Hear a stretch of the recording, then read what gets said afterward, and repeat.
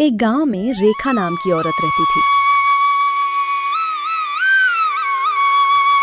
गांव वाले उसे बहुत गरीब समझते थे।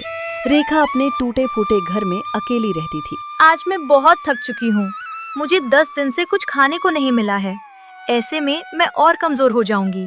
मुझे जल्दी खाने का इंतजाम करना होगा। वो आईने के सामने खड़ी हुई। आईने में उसका चेहरा अचानक बदल गया।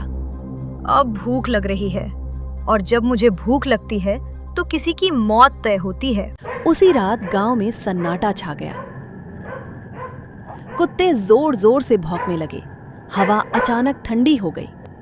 गांव का एक आदमी मोहन, जो देर रात खेत से लौट रहा था,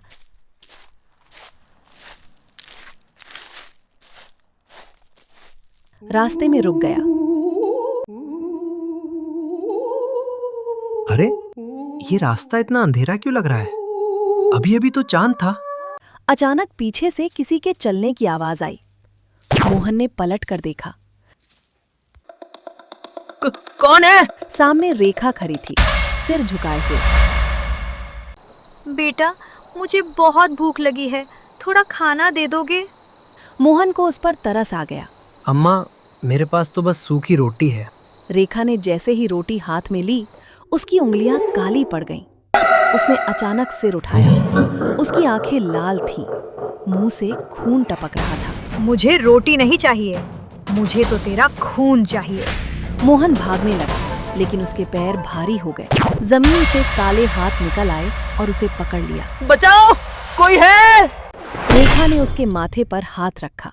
अगले ही पल मोहन की आवाज हमेशा के लिए शांत हो गई।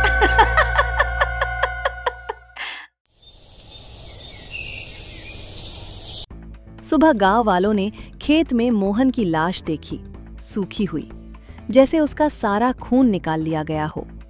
गांव में दहशत फैल गई। मैं पहले ही कहती थी, रेखा कोई इंसान नहीं है, वो डायन है। लेकिन तब तक बहुत देर हो चुकी थी। उस रात रेखा फिर आईने के सामने खड़ी थी। आज पेट भर गया, लेकिन भूख फिर लगेगी, और तब गांव में कोई नहीं बचेगा। आईने में उसकी परछाई मुस्कुरा रही थी, लेकिन असली रेखा पीछे खड़ी थी। और तभी दिया अपने आप बुझ गया।